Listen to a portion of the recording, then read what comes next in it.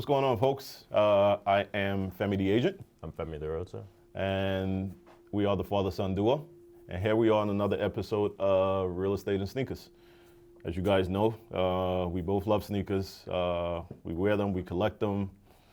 The ones that we don't wear, after we buy them, we end up, selling them back, which is very far and few in between. But that does happen every now and then. So, like I said, here we are on another episode. We're just gonna get right into it. This heat that you guys see on the table is the Jordan 1 Bred Patent Leather. You guys know I love the Jordan 1s to death. Brand Jordan dropped these a few weeks ago, and they didn't disappoint. This was actually one of the most sought after sneaker for last year. These and the Jordan 1 Alma Maneras and also the Jordan 11 Cool Grader Patent Leather. Everything to me about a patent leather shoe is just really, really dope. The shininess on it. And everybody wants to know what Bred is. Bred is black and red combination. Us with the culture, we do what we do with it. But this is a really, really dope shoe. Black and red, you can never go wrong with it. Definitely my son's favorite colors. If it doesn't have black and red, he doesn't want it. Goes with everything, right? Universe. Yeah, very universal.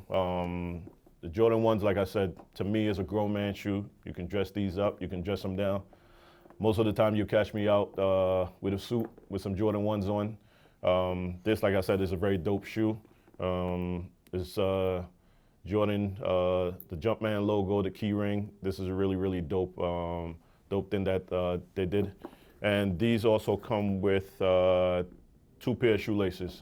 You have the black ones, and it also comes with the reds. You definitely need to get a pair of these in your life, folks. Like I said, Jordan 1s to the heart. Definitely a dope shoe. If you don't have a pair, definitely try to grab yourself a pair of these. If you remember, Jordan actually had the Jordan 1s on his last game at the Garden as a Chicago Bull. I don't know how he did that. These are not very comfortable to wear to play basketball, but he did have them on. So, like I said, if you can get your hands on a pair of these, you definitely need to. You need these in your life.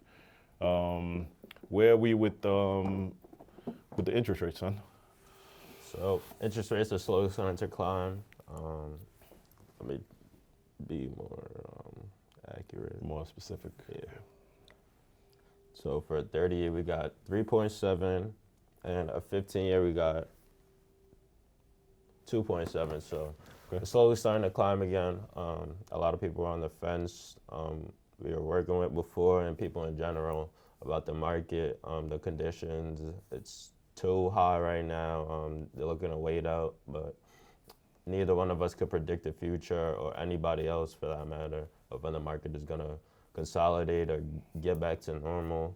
So if you're on the fence and you weren't really taking the process that seriously, I would suggest start looking now, because like I said before, the rates were way lower, or not way lower, but 3%, 3.2%, as you can see, is slowly starting to increase. So your buying power is very less limited. The open houses and stuff like that, the inventory is still the same. It's very limited, so you're going up and competing with a lot of people. So even if you have a FHA or like a 3.5% down, you're putting that against people doing 10, 20%. So I would suggest starting to go after it now and taking it seriously right now. Yeah, because, like my son said, interest rates right now are starting to climb. I mean, for me, when I bought my first house 19 years ago, the rates were 6%. So when I see this, to me, it's, it going up to 3.75, it's really not too much of a big deal. But I understand for everybody that's just getting into the market, and because the prices are higher, that shift does make a big difference. But also keep in mind, folks, when the rates were 6%, because I didn't fit the mold of a quote unquote regular buyer, I ended up getting 8.5%. 8.5% was the rate that they gave me. To me, it was, rather high, but, I had to do what I had to do to make it happen, which I did. And in 6 months, I was able to refinance to 5.75. So whatever rate that you end up getting, folks, don't think that that's the rate that you're going to be stuck with for the rest of your life. Get into the house, do the things that you need to do. Within a year or so, you can refinance if the rates do start to go down. You can get yourself a lower rate, which will also, reduce your monthly payments.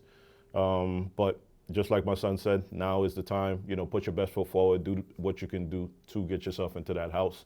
And we're here to help you, and we'll make things happen. One question we got was, what was a 1031 exchange? 1031 exchange. That's a great question. Okay, so for anyone that's buying a house, a lot of investors actually use this strategy. So if you're buying a house and you're looking to sell it and also save on the capital gains, there's something that's called a 1031 exchange. So what you can do is you have somebody that's called an intermediary. Once the property goes into contract, or actually before it goes into contract, you get in contact with the intermediary, let them know that you're looking to do a 1031 exchange. The process of a 1031 exchange, you have 45 days to find a similar property to the one that you're selling. You find that property, the intermediary will do what they need to do, and you have 180 days to close out on that property. So, everybody is always looking for ways to save on the capital gains. Like I said, it's a great strategy for a lot of the investors. You buy a property to fix and flip, and you've only had the property for 3-4 months or less than a year. So your capital gains is going to end up being, I don't know, maybe like 33% or something crazy like that. So a lot of investors try to look for ways to save on the capital gains. The way to do it would be, like I said, to do a 1031 exchange. You have 45 days to find property that's very similar to the one that you're selling.